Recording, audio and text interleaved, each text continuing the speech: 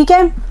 आय का वर्तुल प्रवाह, इसका इंग्लिश नाम है, वो भी आप याद कर लीजिए, सर्कुलर फ्लो ऑफ इनकम। आय का वर्तुल प्रवाह या आय का चक्राकार प्रवाह। चक्राकार तो आप समझते हैं ना कि सर्किल में क्या होता है, घूमता रहता है। किसी व्यक्ति के पास वस्तुओं को खरीदने की क्षमता आय से होती है, जो कि वह श्रमिक मजदूरी से, उद्यमी लाभ से, भूस्वामी लगान से, पूंजीधारी ब्याज के रूप में प्राप्त करता है। कोई भी व्यक्ति को यदि वस्तु और सेवाएं खरीदनी है तो उसको किसकी आवश्यकता होगी, आय की आवश्यकता होगी। आय होगी तभी तो वो क्या कर पाएगा, व्यय कर पाएगा वस्तु और सेवाओं पर। और वो आय कहाँ से प्राप्त होती है उसे, बच्चों वो आय प्राप्त होती है उससे, यदि वो श्रमिक है तो उसे मजदूरी से आय प्राप्त होती है, यदि उसके पास भूमि है तो उसका किराया लगान है, उससे आय प्राप्त होती है। आ रहा ना बच्चों समझ में। इसी प्रकार से यदि वो पूंजीधारी है तो उसे ब्याज से आय प्राप्त होती है। तो व्यक्ति की आय का स्रोत क्या होता है कि वो उत्पादन के साधन का मालिक होता है और इसी वजह से उसे आय प्राप्त होती है और उस आय को व्यय करके वो वस्तु और सेवाएं खरीदता है। ठीक है बच्चों। इसके बाद है व्यक्ति एक आय का प्रयोग वस्तुओं और सेवाओं की अपनी मांग की पूर्ति के लिए करते हैं। व्यक्ति है वो जो आय का प्रयोग है, उसके पास जो भी अपनी आय है उसके क्या करते हैं, उनकी आवश्यकताओं की संतुष्टि करनी होती है उन्हें, इसीलिए वो वस्तुओं और सेवाओं की मांग करते हैं और फर्मों के द्वारा उनकी पूर्ति की जाती है। ठीक है। उत्पादन के लिए फर्में उत्पादन के साधनों की मांग करती है, जिसकी पूर्ति उत्पादन के साधनों के स्वामी करते हैं। अब वस्तु और सेवाओं की मांग किसके द्वारा की जा रही है, उपभोक्ताओं के द्वारा की जा रही है, जबकि इसकी पूर्ति किसके द्वारा की जाती है, फर्म के द्वारा। अब फर्म को यदि पूर्ति करनी है, वस्तु और सेवाओं की लाभ कमाना है, तो उन्हें किसकी आवश्यकता होगी, उत्पादन के साधनों की। और वो उत्पादन के साधन उन्हें कहाँ से मिलेंगे, परिवारों से मिलेंगे। ठीक है ना बच्चों, समझ में आया कि उत्पादन के साधन के मालिक कौन होते हैं, परिवार, और वे ही उत्पादन के साधन फर्मों को देते हैं, बदले में क्या प्राप्त करते हैं, आय, और उसी आय को वो वस्तुओं और सेवाओं में क्या कर देते हैं, खर्च कर देते हैं। तो इस प्रकार से हम देख रहे हैं ना कि वो आय कभी फर्मों के पास जा रही है, वही किसके पास आ रही है, उपभोक्ताओं के पास आ रही है, जिसके बदले वे आय प्राप्त करते हैं। उसी आय से वे फर्मों द्वारा उत्पादित वस्तुओं और सेवाओं की मांग करते हैं, जो फर्मों की आय का क्या होता है, स्रोत। सीधा सिंपल सा ये है कि जो फर्में हैं उन्हें वस्तु और सेवाएं उत्पादित करनी है। वस्तु और सेवाएं उत्पादित करने के लिए वो क्या करते हैं, जो उत्पादन के साधन के मालिक होते हैं, अर्थात जो परिवार होते हैं, उनसे क्या करते हैं, वो उत्पादन के साधन खरीदते हैं, बदले में उनको आय दे देते हैं। अब वो उसी आय से वो क्या करते हैं, परिवार जो वस्तु और सेवाएं फर्मों के द्वारा उत्पादित की जा रही है उसको खरीद देते हैं। तो वही आय वापस कहाँ चली गई, फर्मों के पास चली गई ना। उन्होंने उत्पादन के साधन के रूप में उनको आय दी और वही आय फिर वापस फर्मों के पास चली गई। ठीक है बच्चों, इस तरीके से है। अतः समाज का उपभोग व उत्पादन कार्य एक दूसरे से जुड़ा हुआ है। यहाँ आय का वर्तुल प्रवाह उपभोग व उत्पादन क्षेत्र के बीच में होता है। एक तो क्षेत्र हो गया उपभोग, जो कि कौन कर रहा है, उपभोक्ताओं के द्वारा। एक क्षेत्र हो गया उत्पादन, जो कि किसके द्वारा किया जा रहा है, पर फर्मों के द्वारा। तो इस प्रकार से उपभोग और उत्पादन क्षेत्र एक दूसरे से जुड़ा हुआ है, जिसके बीच में आय का वर्तुल प्रवाह होता रहता है। ठीक है बच्चों, तो इस तरीके से आपको समझना है कि किस प्रकार से क्षेत्र जो होते हैं दो, उनके बीच में आय क्या होती रहती है, घूमती रहती है। फर्म परिवारों को उसके उत्पादक कार्यकलाप के लिए भुगतान करती है। यह भुगतान 4 प्रकार के योगदान के लिए किया जाता है। जैसा कि अभी हमने पढ़ा कि उत्पादन के साधन के मालिक कौन होते हैं, परिवार, और उत्पादन के साधनों के बदले फर्म उन्हें क्या करती है, भुगतान। अब ये भुगतान किस तरह से करती है, 4 प्रकार से। यदि मानव श्रम दिया जाता है फर्मों के द्वारा, उत्पादन के परिवारों के द्वारा, क्योंकि वो क्या होते हैं, श्रम के मालिक होते हैं, उत्पादन के साधन के मालिक होते हैं, तो उनके द्वारा यदि श्रम दिया जाता है तो उन्हें क्या भुगतान किया जाता है, मजदूरी भुगतान की जाती है। यदि वो पूंजी देते हैं, अपनी उत्पादन के साधन के रूप में वो पूंजी यदि फर्म को प्रदान करते हैं, तो फर्म उसके बदले में उनको क्या देती है, ब्याज देती है। उद्यम वृत्ति देते हैं तो क्या होता है, लाभ होता है, और भूमि होती है तो क्या होता है, लगान होता है। तो इस प्रकार से जो उत्पादन के साधन के जो मालिक होते हैं, उनको उसके बदले में क्या मिलती है, उसकी आय मिलती है, उसका भुगतान मिलता है, जो कि इस चारों के रूप में मिल सकता है, और वो चारों के रूप में प्राप्त करके वो उनकी आय का स्रोत होते हैं। ठीक है बच्चों, समझ में आ रहा है। एक सरलीकृत अर्थव्यवस्था में केवल 2 क्षेत्र, घरेलू व्यावसायिक फर्में पाई जाती हैं। हम यहाँ पर जो बात कर रहे हैं वो एक सरलीकृत अर्थव्यवस्था की, या फिर हम कह सकते हैं एक बंद अर्थव्यवस्था की बात कर रहे हैं, जिसमें केवल 2 क्षेत्र हैं। एक क्षेत्र तो है घरेलू क्षेत्र, जैसे कि हम परिवार क्षेत्र या उपभोक्ता क्षेत्र भी कह सकते हैं, और व्यावसायिक फर्में क्षेत्र, जिसे हम उत्पादक क्षेत्र भी कह सकते हैं। तो यहाँ 2 क्षेत्र हैं। एक तो घरेलू या पारिवारिक हो गया और एक व्यावसायिक फर्म है, जिसके बारे में हम बार बार बात कर रहे हैं कि आय का स्रोत उसका कहाँ से आता है, कहाँ से इन दोनों के बीच में आय का प्रवाह होता रहता है। यदि हम एक जटिल अर्थव्यवस्था की बात करें तो जटिल अर्थव्यवस्था में तो 5 क्षेत्र होते हैं, लेकिन चूंकि हमारी बुक में किसके बारे में दे रखा है, सरलीकृत अर्थव्यवस्था के आय के वर्तुल प्रवाह के बारे में बात की है, तो हम केवल यहाँ 2 क्षेत्रों के बीच में किस प्रकार से आय का वर्तुल प्रवाह होता है उसके बारे में ही चर्चा करेंगे। ठीक है बच्चों, इसके बाद है इन 2 क्षेत्रों के मध्य उत्पादक आर्थिक क्रियाओं द्वारा कमाई गई आय का प्रवाह होता रहता है, इसे ही आय का वर्तुल प्रवाह कहते हैं। ये 2 क्षेत्र, एक तो घरेलू क्षेत्र और एक व्यावसायिक फर्म है, इन दोनों के मध्य उत्पादक आर्थिक क्रियाओं द्वारा जो कमाई गई आय है उसका क्या होता है, प्रवाह होता है। परिवार क्षेत्र उत्पादन के साधनों के बदले में क्या करते हैं, आय प्राप्त करते हैं, और व्यावसायिक फर्म में वस्तुओं और सेवाओं को जो बेचते हैं उसके बदले में क्या करते हैं, आय प्राप्त करते हैं। तो ये दोनों जो करते हैं वो क्रियाएं कैसी हो गई, उत्पादक क्रियाएं हो गई, आर्थिक क्रियाएं हो गई।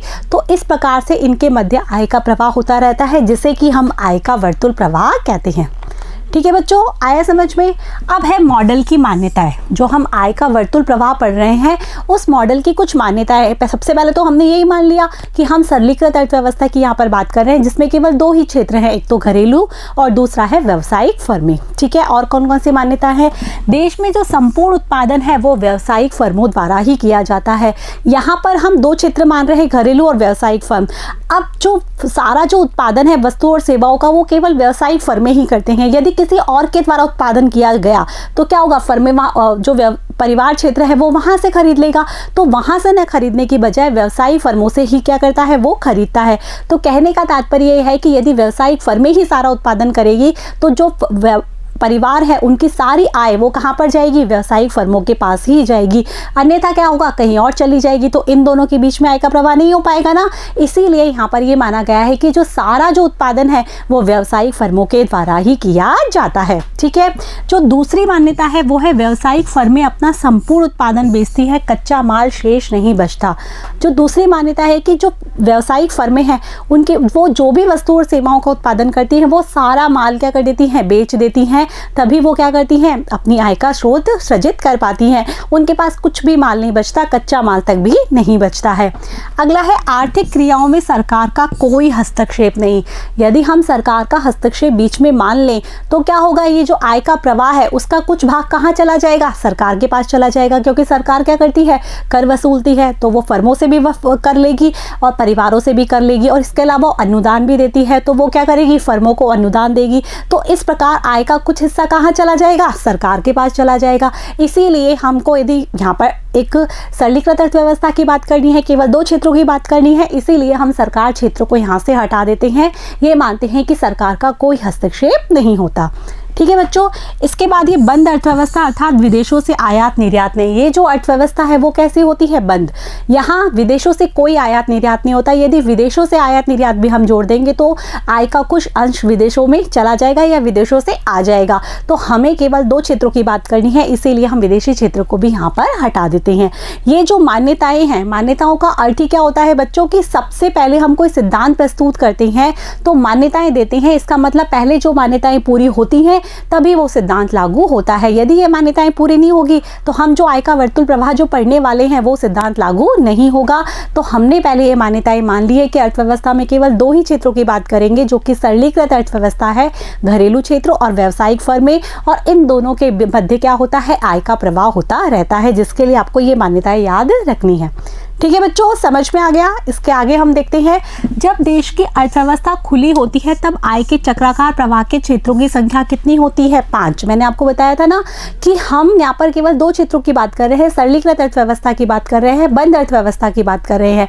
लेकिन जब अर्थव्यवस्था कैसी होगी, खुली, तो अर्थव्यवस्था में कितने क्षेत्र होते हैं, 5 क्षेत्र होते हैं। एक सरल आय के चक्राकार प्रवाह मॉडल में कितने क्षेत्र होते हैं, केवल 2 क्षेत्र होते हैं। पहला जो क्षेत्र है जिसकी हम बात करेंगे वो है परिवार क्षेत्र, जिसे हम बोलेंगे हाउस होल्ड सेक्टर, या हम इसको परिवार क्षेत्र को हम ये कह सकते हैं, घरेलू क्षेत्र भी कह सकते हैं। ठीक है, पहला हमारा ये क्षेत्र है। और जो दूसरा क्षेत्र है हमारा वो है व्यवसाय क्षेत्र, इसे हम बोलते हैं बिजनेस सेक्टर। तो 2 क्षेत्र हो गए, एक तो घरेलू जिसे कि हम हाउस होल्ड सेक्टर बोलेंगे, और जो दूसरा जो हमारा क्षेत्र है वो है व्यावसायिक फर्में, जिसे हम बोलेंगे बिजनेस सेक्टर। अब इन दोनों के बीच में क्या होता है, आय का प्रवाह होता रहता है। एक क्षेत्र की आय दूसरे क्षेत्र की क्या होती है, व्यय होती है। तो आपस में ये क्या करते हैं, आय और व्यय करते रहते हैं। इस प्रकार से अर्थव्यवस्था की आय इन दोनों के मध्य घूमती रहती है। सबसे पहले हम देखते हैं परिवार क्षेत्र। जैसा कि हमने बताया कि परिवार क्षेत्र कैसे आय प्राप्त करेगा, क्योंकि वो उत्पादन के साधनों का क्या होता है, मालिक होता है। और वो उत्पादन के साधन किसको देता है, व्यावसायिक फर्मों को, और उसके बदले में क्या वसूलता है, आय वसूलता है।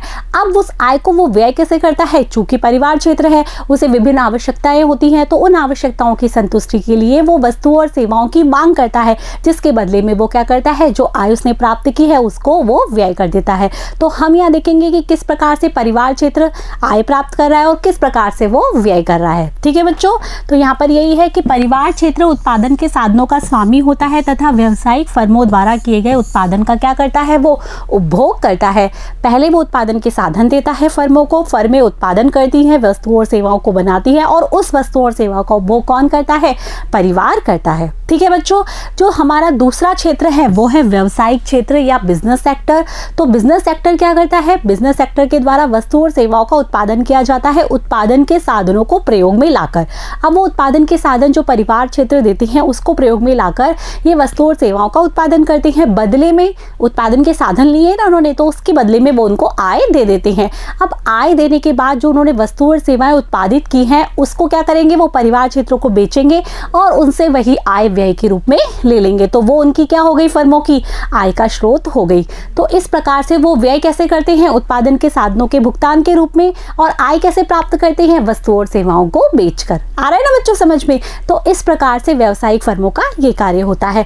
तो व्यावसायिक फर्में क्या करती हैं, व्यावसायिक क्षेत्र परिवार के उत्पादन के साधनों की सहायता से उत्पादन करती है और उपभोग हेतु उत्पादन को परिवार को बेच देती है, कि परिवार को उपभोग करना है, अपनी आवश्यकताओं की संतुष्टि करनी है, और वस्तुओं और सेवाओं को बेचकर और फिर आय वसूल कर लेती है।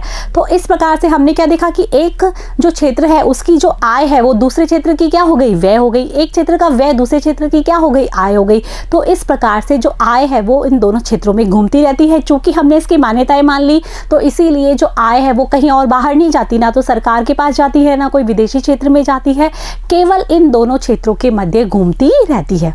ठीक है बच्चों, समझ में आ गया। इसके बाद है, इस प्रकार उत्पादन के साधन परिवार से व्यावसायिक फर्मों की ओर जाते हैं, जिसके बदले उन्हें मुद्रा के रूप में भुगतान दिया जाता है। जो उत्पादन के साधन हैं वो परिवार से कहाँ जाएंगे, व्यावसायिक फर्मों की ओर, और जिसके बदले में वो मुद्रा के रूप में भुगतान प्राप्त करेंगे, क्योंकि उन्होंने अपने उत्पादन के साधन दिए हैं तो उसके बदले में वो भुगतान तो लेंगे ही ना। ठीक है बच्चों, आया समझ में। परिवार जो मुद्रा का भुगतान व्यावसायिक फर्मों से प्राप्त करते हैं उसे दोबारा व्यावसायिक फर्मों द्वारा उत्पादित वस्तुओं और सेवाओं के बदले में कर देते हैं। अब जो परिवार ने क्या प्राप्त किया है, मुद्रा के रूप में भुगतान प्राप्त किया है, तो वो उस भुगतान को क्या करेंगे, वस्तुओं और सेवाओं की मांग करेंगे और उस भुगतान को दोबारा किसको दे देंगे, व्यावसायिक फर्मों को दे देंगे। व्यावसायिक फर्में उस भुगतान को वापस ले लेंगी। फिर उनको उत्पादन करना होगा व्यावसायिक फर्मों को, तो फिर वो क्या करेंगी, उत्पादन के साधनों की मांग करेंगी, उत्पादन के साधन लेकर फिर उनको भुगतान कर देगी। तो इस प्रकार से ये चक्र चलता ही रहता है। अतः परिवार मुद्रा देकर व्यावसायिक फर्मों से वस्तुओं और सेवाओं को प्राप्त कर उनका उपभोग करता है। मुद्रा देती है परिवार क्षेत्र व्यावसायिक फर्मों को, और उसके बदले में वो क्या करती हैं, वस्तुओं और सेवाओं का उपभोग के लिए उपभोग ले लेती हैं। तो जैसा कि मैंने बताया वैसा ही है कि जो परिवार का जो व्यय होता है वो व्यावसायिक फर्मों की क्या होता है, आय होता है। परिवार जो व्यय है वो किसके रूप में करते हैं, वस्तुओं और सेवाओं की कीमतों के रूप में व्यय करते हैं, और व्यावसायिक फर्में क्या करती हैं, वस्तुओं और सेवाओं की कीमतें प्राप्त करती हैं, तो वो उनकी क्या हो गई, आय हो गई। इसी प्रकार व्यावसायिक फर्मों का जो व्यय हुआ, व्यावसायिक फर्मों का व्यय क्या होता है, जो उत्पादन के साधन है उसमें वो क्या करते हैं, व्यय करते हैं, और वो परिवार की आय होती है, क्योंकि परिवार उत्पादन के साधन की क्या होती है, मालिक, तो वो इस प्रकार से आय प्राप्त कर लेती है। ठीक है बच्चों, समझ में आया। अब ये जो डायग्राम बनाया है जो कि बहुत इंपॉर्टेंट है, ये आपको डायग्राम अच्छे से याद रखना है, क्योंकि आपको ये क्वेश्चन जब भी पूछा जाता है तो आपको ये डायग्राम जरूर बना के आना है। इसके द्वारा आप अच्छे से समझ जाएंगे। देखो, ये हमारा एक क्षेत्र है परिवार क्षेत्र, एक ये है व्यावसायिक फर्म। आपके सामने ये दिखा रखा है कि किस प्रकार से आय का चक्राकार प्रवाह हो रहा है। सबसे पहले हम देखते हैं कि जो परिवार है वो क्या करते हैं, अपने उत्पादन के साधन कौन कौन से होते हैं, जैसे श्रम, पूंजी, भूमि, उद्यमी। ठीक है, ये उत्पादन के साधन ये कहाँ देती हैं, व्यावसायिक फर्मों को दे रही हैं। व्यावसायिक फर्मों के पास आ गए, व्यावसायिक फर्मों ने उत्पादन के साधन लिए, अब उत्पादन के साधनों का क्या करेंगी व्यावसायिक फर्में, परिवार को भुगतान करेंगी। तो वो भुगतान इस तरीके से कर रही है, किसके रूप में, श्रम को तो मजदूरी के रूप में, पूंजी को ब्याज के रूप में, भूमि को लगान के रूप में, और उद्यमी को लाभ के बारे में, लाभ के रूप में। हम इसे ये भी लिख सकते हैं, उत्पादन के साधन व्यवसायिक फर्मों की तरफ, उत्पादन के साधनों का भुगतान व्यावसायिक फर्मों से परिवार की ओर होता है। ठीक है बच्चों, ये समझ में आ गया। इसके बाद अब परिवार ने जब उत्पादन के साधन दिए तो व्यावसायिक फर्मों ने क्या किया, वस्तुओं और सेवाओं का उत्पादन किया। अब उस वस्तुओं और सेवाओं को वो क्या करते हैं, परिवार को देते हैं। वस्तुओं और सेवाओं का प्रवाह किसको देते हैं, परिवार को। और परिवार क्या करती है, उन वस्तुओं और सेवाओं को खरीदती है, इसके बदले में वो व्यय करती है। उस व्यय को हम बोलते हैं उपभोग व्यय, या वस्तुओं और सेवाओं पर किया जाने वाला व्यय। तो इस प्रकार से मुद्रा कहाँ चली गई, व्यावसायिक फर्मों की ओर। तो हम यहाँ पर देख रहे हैं मौद्रिक प्रवाह के रूप में कि जो व्यावसायिक फर्म है वो परिवार को जो दे रही है मुद्रा के रूप में, क्या दे रही है, मजदूरी, ब्याज, लगान, लाभ। तो ये मौद्रिक प्रवाह हो गया। और जो परिवार है वो व्यावसायिक फर्मों को उपभोग पर जो खर्च कर रहे हैं वो पैसा दे रहे हैं, तो ये हो गया उपभोग व्यय, मौद्रिक प्रवाह। तो ये जो बीच का आप देख रहे हो, ये बीच का, ये तो हो गया हमारा मौद्रिक प्रवाह, जो कि मुद्रा के रूप में हो रहा है। मुद्रा जा रही है ना एक क्षेत्र से दूसरे क्षेत्र के बीच में। जो परिवार है वो प्राप्त कर रहे हैं व्यावसायिक फर्मों से मुद्रा के रूप में मजदूरी, ब्याज, लगान, लाभ। ठीक है, और जो परिवार है वो व्यावसायिक फर्मों को क्या दे रहे हैं मुद्रा के रूप में, उपभोग पर व्यय, जो उन्होंने वस्तु और सेवाएं खरीदी है उस पर किया जाने वाला व्यय। अब ऊपर वाला जो हम देखते हैं कि परिवार है वो व्यावसायिक फर्मों को जो उत्पादन के साधन दे रहे हैं वो मुद्रा के रूप में नहीं होते हैं, और इसी प्रकार व्यावसायिक फर्में जो परिवारों को क्या दे रही है, वस्तु और सेवाएं, वो मुद्रा के रूप में नहीं होती हैं। इसे हम बोलते हैं वास्तविक प्रवाह। ये एक तरह से वस्तुओं के रूप में होता है और ये वास्तविक प्रवाह होता है, इसमें मुद्रा नहीं दी जाती है। तो इस प्रकार से जो आय है, जो हम मौद्रिक प्रवाह की बात कर रहे हैं, आय है वो क्या होती है, परिवार और व्यावसायिक फर्मों के बीच में घूमती रहती है। ठीक है बच्चों, समझ में आ गया। ये डायग्राम आपको अपनी कॉपी में अच्छे से बनाना है, अच्छे से समझना है, और जो चीज़ बोली गई है उसको उसी तरीके से लिखना है। यदि आप उसको उसी तरीके से समझेंगे तो आपको लिखने में बड़ी आसानी होगी कि किस तरीके से दोनों क्षेत्रों के बीच में आय का चक्राकार प्रवाह होता रहता है। ठीक है, आगे हम देखते हैं कि आय का वर्तुल प्रवाह उत्पादन, आय व व्यय से संबंधित निरंतर चलने वाला प्रवाह है। जो आय का वर्तुल प्रवाह जो होता है, जो आय का चक्राकार प्रवाह होता है, वो उत्पादन, आय और व्यय तीनों से क्या होता है, निरंतर चलने वाला प्रवाह होता है। एक क्षेत्र की आय दूसरे क्षेत्र की व्यय होती है, इसी प्रकार से उत्पादन होता रहता है, इसी प्रकार से व्यय होता रहता है। तो ये निरंतर चलता रहता है। ऐसा नहीं है कि एक वक्त जो उत्पादन करता है उसने आय प्राप्त कर ली, उसके बाद वो फिर और उत्पादन नहीं करेगा, फिर वो और उत्पादन करेगा, फिर उसको उत्पादन के साधनों की आवश्यकता होगी, फिर वो उस पर व्यय करेगा। तो इस तरीके से ये निरंतर चलता रहता है। इससे अर्थव्यवस्था के उत्पादक व परिवार क्षेत्र क्या होते हैं, जुड़े रहते हैं। जो उत्पादक क्षेत्र है व्यावसायिक फर्म में, वो और परिवार क्षेत्र जो घरेलू क्षेत्र है वो आपस में इससे जुड़े रहते हैं। आय के चक्रीय प्रवाह से हम वस्तुओं और सेवाओं के मूल्यों का वार्षिक आकलन कर सकते हैं। आय का जो हमने चक्राकार प्रभाव पढ़ा तो उससे हम कर सकते हैं कि कितनी वस्तुओं और सेवाएं उत्पादित हुई, तो उसका हम वार्षिक आकलन कर सकते हैं कि कितना उत्पादन हमारे देश में एक वर्ष में हो रहा है। ठीक है बच्चों, इसके बाद है जो इस तरह से हम आकलन करते हैं एक वर्ष में उत्पादित कितनी वस्तुओं और सेवाएं हैं, तो उसे हम कहेंगे उत्पादन विधि, जिसके बारे में हम आगे के वीडियोस में पढ़ेंगे। तो जिस प्रकार से हम एक वर्ष में जो भी उत्पादित वस्तुओं और सेवाएं हैं इसका वार्षिक आकलन कर पाएंगे तो उसे हम कहेंगे उत्पादन विधि। यदि सभी फर्मों द्वारा उत्पादित अंतिम वस्तुओं और सेवाओं पर परिवारों द्वारा किए गए व्यय के प्रवाह का माप करते हैं तो हम इसे कहते हैं व्यय विधि। यदि जो सारी जो फर्में हैं उसने जो भी उत्पादित अंतिम और वस्तु सेवाएं हैं, जो फर्मों ने उत्पादित की है अंतिम वस्तु और सेवाओं, उस पर जो परिवारों ने जो व्यय किया है, परिवार ने वो खर्च किया है ना वस्तु और सेवाओं खरीदने में, तो उसके द्वारा जो व्यय के प्रभाव को हम देखते हैं तो उसे हम कहते हैं व्यय विधि। जो परिवारों द्वारा खर्च किया जाता है किस पर, वस्तुओं और सेवाओं पर, तो उसे हम कहते हैं व्यय विधि। पहले उत्पादन हुआ, उत्पादन पर क्या किया, परिवारों ने व्यय किया। ये व्यय विधि होती है। यदि फर्मों द्वारा उत्पादित अंतिम वस्तुओं और सेवाओं के समस्त मूल्य की माप करते हैं तो ये उत्पाद विधि, जैसा कि हमने पहले चर्चा कर ली कि फर्मों ने जो भी अंतिम वस्तुओं और सेवाओं का उत्पादन किया तो उसके यदि हम मूल्यों की बात करें तो वो कौन सी विधि होती है? उत्पाद विधि होती है, क्योंकि फर्मों के द्वारा उत्पादन होता है और उत्पादन जितना भी हो रहा है हमारे देश में, जो भी वस्तुएं उत्पादित हो रही है, जो भी सेवाएं उत्पादित हो रही है, उसके मूल्य को हम मापते हैं तो वो उत्पादन विधि होती है। यहाँ पर हमने पहले भी चर्चा की है कि हम मूल्यों को लेते हैं, ना कि हम कितनी मात्रा उत्पादित हुई है। ठीक है, इसके बाद है यदि परिवारों द्वारा उत्पादन साधनों की सेवाओं के बदले मजदूरी, लगान, ब्याज, वेतन आदि के रूप में प्राप्त भुगतान की माप करते हैं तो ये क्या कहलाती है? आय विधि। अब परिवारों ने जो उत्पादन के साधन दिए है उसके बदले में उनके उत्पादन के साधनों का जो भुगतान प्राप्त हुआ है, मजदूरी के रूप में, लगान के रूप में, लाभ के रूप में, ब्याज के रूप में, तो वो उनकी क्या होती है? परिवारों की आय होती है। तो इसे हम यदि मापते हैं तो ये कहलाती है आय विधि। ठीक है, तो ये तीनों विधि आपके यहाँ पर शॉर्ट में बता दी गई है। एक तो है व्यय विधि, एक उत्पादन विधि और एक आय विधि। व्यय विधि जो कि परिवारों द्वारा वस्तुओं और सेवाओं पर व्यावसायिक फर्मों के को व्यय किया जाता है, वही क्या होता है? व्यय विधि। और एक वर्ष में फर्मों द्वारा जो भी वस्तुएं और सेवाएं उत्पादित की जाती हैं उसका मूल्य कहलाता है उत्पादन विधि। और इसके बाद जो परिवारों की ने जो अपनी सेवाएं दी है, अपने जो उत्पादन के साधन दिए हैं, उसके बदले में उनको जो आय प्राप्त होती है उसे ही हम कहते हैं आय विधि। ठीक है, तो इन तीनों के द्वारा हम क्या करते हैं? राष्ट्रीय आय की गणना कर सकते हैं, उत्पादन विधि, व्यय विधि और आय विधि। और सबसे इंटरेस्टिंग बात यह है कि राष्ट्रीय आय की गणना करते वक्त यदि हम देखते हैं कि उत्पादन विधि, आय विधि और व्यय विधि तीनों के द्वारा जो गणना की जाती है उसका योग हमेशा समान आएगा, तभी तो तीनों विधि क्या है? एक जैसी हुई ना। इसके बारे में हम आगे चर्चा करेंगे डिटेल में। इसके बाद हम देखते हैं कि यदि किसी समय विशेष में परिवारों द्वारा वस्तुओं और सेवाओं पर अधिक व्यय करने का निर्णय लिया जाता है तो फर्म इस अतिरिक्त मांग की पूर्ति के लिए अधिक उत्पादन करेगी, जिससे फर्म को उत्पादन के साधनों की अधिक आवश्यकता होगी, उनको अधिक पारिश्रमिक देगी या अतिरिक्त आय उत्पादित वस्तुओं और सेवाओं के मूल्य बराबर होना चाहिए। अब देखो, हमने तो यहाँ पर कह दिया कि परिवारों के द्वारा क्या दिया जाता है? उत्पादन के साधन दिए जाते हैं, जिससे फर्में वस्तुओं और सेवाओं की क्या करती है? उत्पादन करती है और फिर परिवार उन वस्तुओं और सेवाओं की मांग कर लेती है। अब यहाँ पर क्या है कि यदि मान लो किसी समय विशेष में परिवारों ने क्या किया, उन्हें वस्तुओं और सेवाएं जो फर्म द्वारा उत्पादित किए जा रहे हैं उनसे उनको सेटिस्फाई नहीं हुए, उन्होंने और अतिरिक्त मांग की।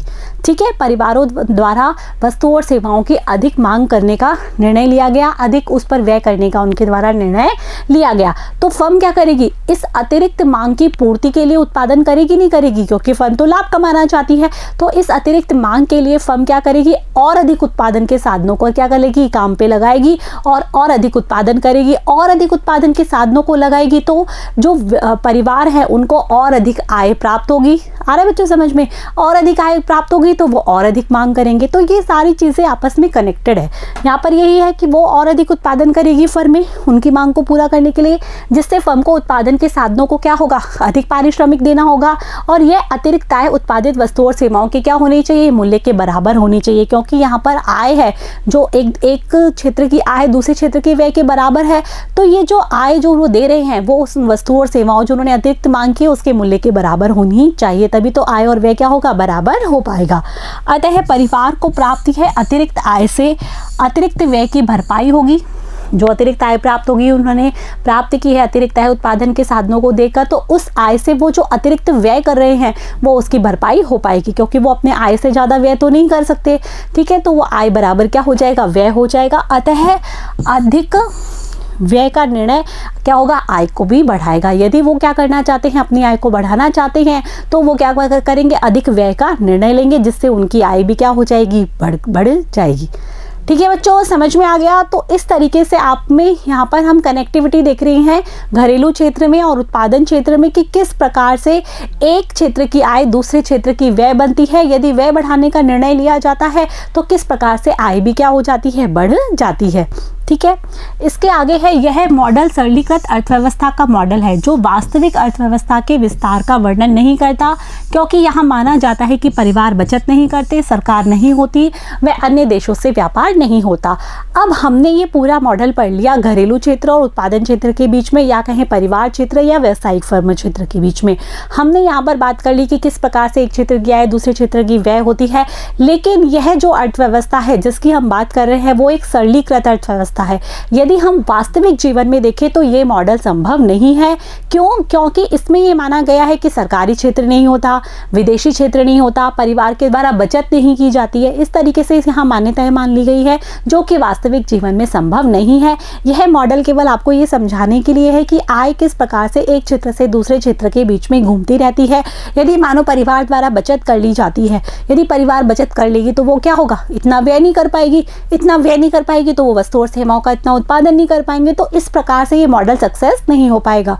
इसी प्रकार सरकारी क्षेत्र होता है तो सरकार क्या करती है, कर लगाती है, अनुदान देती है, तो इस प्रकार से आय का एक अंश किसके पास चला जाएगा, सरकार के पास। इसी प्रकार से यदि विदेशी क्षेत्र होता है तो आयात और निर्यात के द्वारा आय का अंश उनके पास भी चला जाएगा। तो इस प्रकार से ये मॉडल तब सक्सेस नहीं हो पाएगा। इसी प्रकार से ये वास्तविक जीवन में ये मॉडल संभव नहीं है। यहाँ पर केवल आपको घरेलू क्षेत्र और उत्पादक क्षेत्र के बीच में किस प्रकार से आय का प्रवाह होता है यह समझाया गया है। आशा है कि आपको अच्छे से समझ में आ गया होगा। आपको इसी तरीके से इसका आंसर लिखना है जैसे आपको बताया गया है, और आपको ये मॉडल का पूरा डायग्राम समझना है। जो चीज़ें आपको एस्पेक्ट्स बताए गए हैं उनको अच्छे से ध्यान में रखना है। इसी के साथ आपका यहाँ पर वीडियो समाप्त होता है। नेक्स्ट वीडियो में हम जानेंगे कि अभी हमने बात की ना कि उत्पादन विधि, आय विधि और व्यय विधि, ये सब राष्ट्रीय आय को गणना करने की क्या है, विधियां हैं, जिसके बारे में चर्चा करेंगे हम नेक्स्ट वीडियो में। तब तक के लिए मेरे साथ बने रहिए, पढ़ते रहिए, बढ़ते रहिए। Thank you.